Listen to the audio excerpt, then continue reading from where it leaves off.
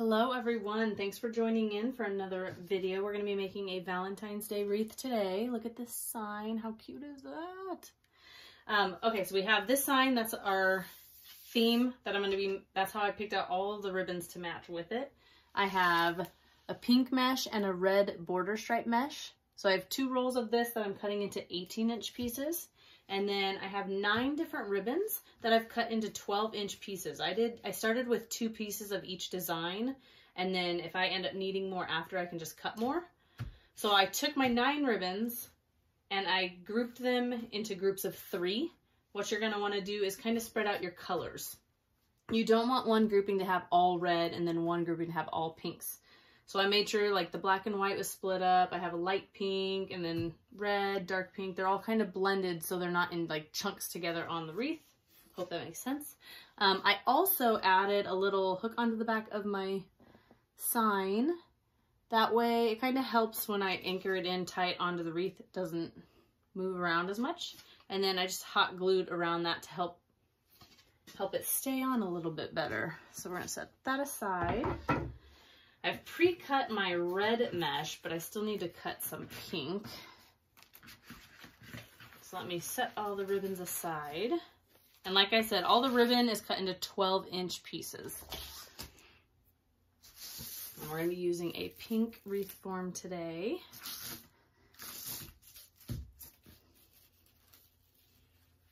And like I said, I already cut the red. I just need to cut the pink mesh still. I'm going to be cutting it into 18-inch pieces.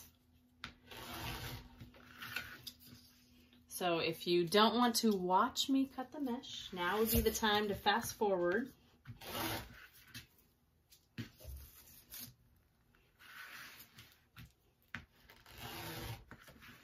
I always use a rotary cutter when cutting my mesh. It goes a lot faster.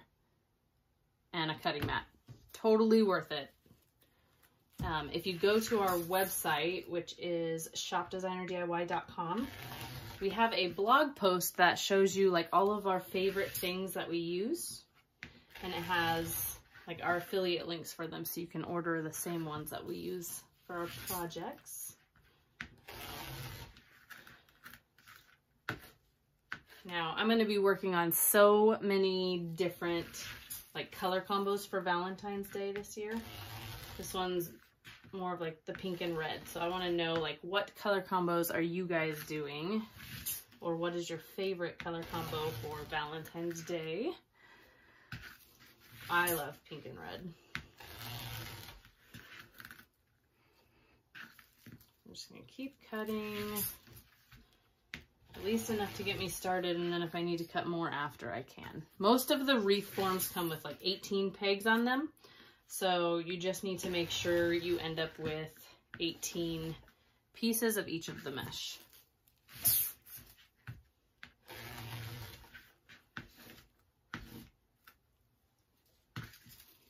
And then if you aren't really good at coordinating like colors and themes and picking out stuff, we do offer wreath kits on our website. So they come with everything you need to make the wreath, and we have a printout for like easy step-by-step instructions. Plus we have these videos you can watch.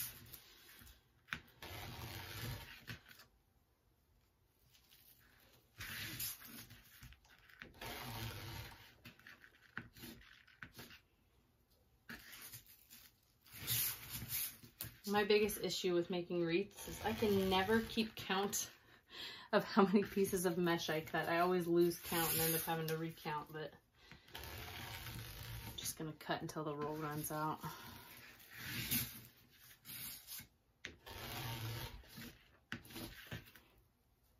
And that's probably good enough for now, so I don't bore you guys.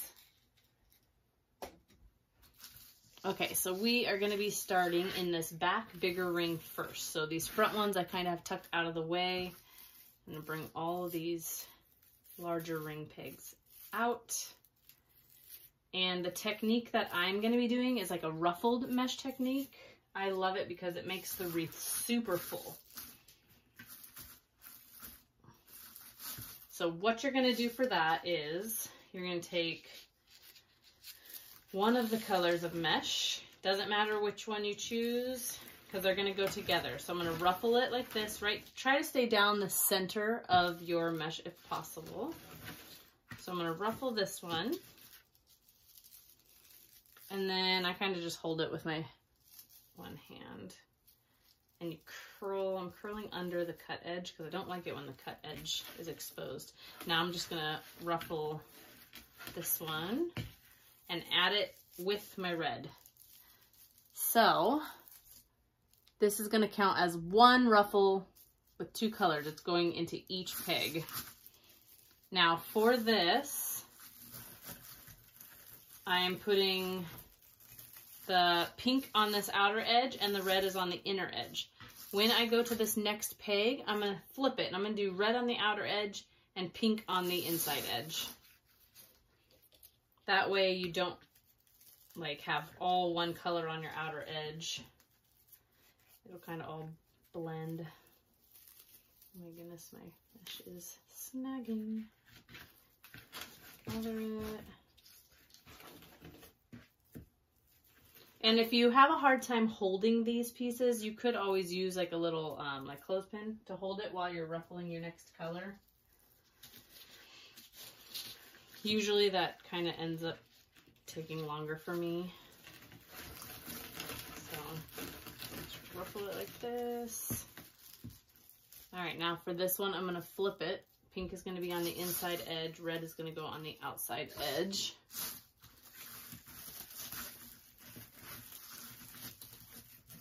And then I'm going to do the same exact technique all around the back ring, and then I'm going to prop up this top ring and I'm going to do the same thing. So you just keep adding in your two colors of mesh into each peg.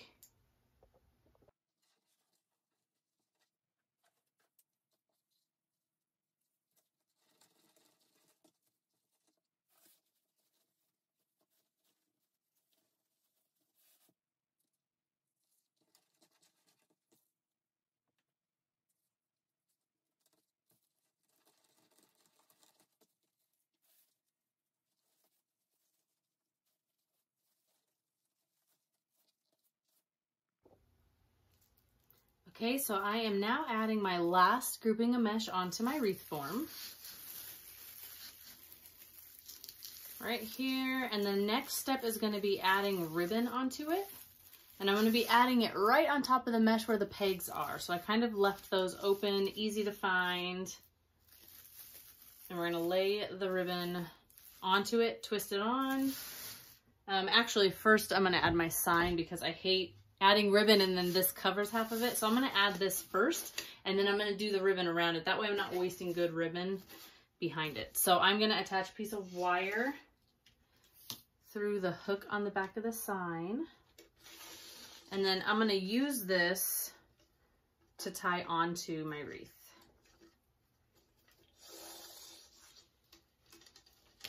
And I'm going to put the sign right here.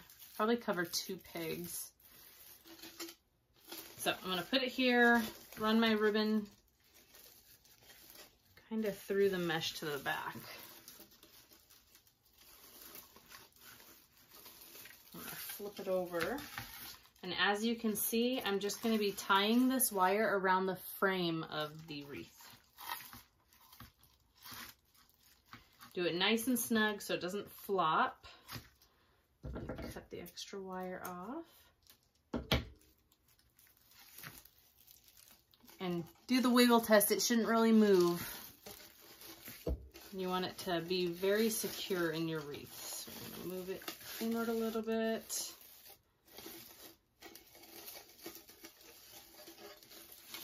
And so I have, kind of hard to see, I have this peg here. I'm going to start with ribbon and I'm going to work my way all the way around to this peg here. Now, if you didn't see earlier, I have 9 different ribbons that I've cut into 12-inch pieces and I've put them in groups of 3. So I've kind of mixed up my colors and my patterns in each group so that all similar colors or patterns aren't in the same. So just 3 ribbons per grouping. They're cut into 12-inch pieces. That should be good. So set these aside. I'm gonna grab this grouping first. I'm gonna grab one of each. And what I'm gonna do is I'm gonna pick 2 ribbons and I'm gonna make an X. And then this ribbon's gonna just go up and down in the middle like that. And then I'm just gonna gather across the center here because that's where I'm gonna be twisting it onto my wreath. And I want that to be nice and like tight. See? Okay, so I am going to start right above my house. I'm gonna add it into this peg here. And I don't really want these pegs showing. So after I add in my ribbon, I'm gonna kind of push them into the back so the ribbon is covering them. And I'm gonna fluff the ribbons up and go on to the next grouping. So I'm gonna go grab 3 ribbons from this grouping. And that's gonna go in the peg right next to the one I just did. So I'm gonna pick 2, make an X, and I'm gonna put 1 in the middle, almost like a little star shape. I'm gonna gather across the center and I'm gonna twist it in right into this grouping. I'm gonna tuck the extra pine underneath. I'm gonna fluff the ribbons up a little bit, make sure they're all facing the right way and not twisted. And then I'm gonna go on to this next grouping. Grab 1 of each. And I love using 4-inch ribbon in my designs. I just usually put it towards the bottom of the pile. That way it doesn't cover the good ribbons. But check out this ribbon. Double-sided. How awesome is that? So I have my 3 ribbons. I'm going to gather it across the center. And we're going to twist it right in next to that last grouping. Now that I've done 1 of each ribbon group, I'm gonna go grab from this first group and put that next. And you're just going in order, like A, B, C, and then I go A, B, C. Now, if you have a smaller sign and one of these pegs that's under this house is showing, then you would just need to cut an extra piece of one of the groupings and stick it in. Not a big deal. Okay, so my first grouping.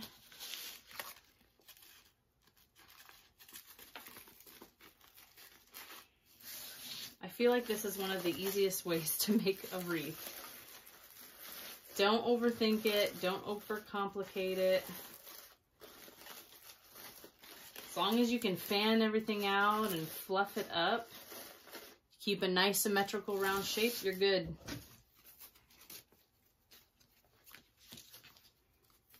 Go on to my next grouping.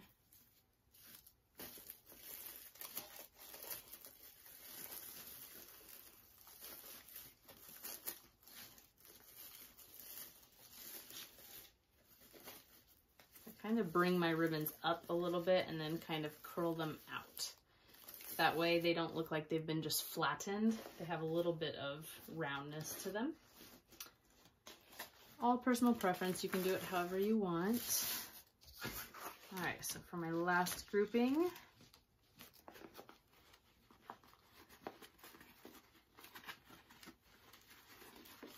twist it in right here. And I try not to let the ribbons like cover the sign too much. That's another good thing about using wired ribbons. You can kind of bend them to how you want them to be. That way you can control, make sure you're not covering things up. But yeah, there is my wreath. I know it's kind of hard to tell, my video's small, but look how big it is. If you get on our Facebook, I'll probably have some,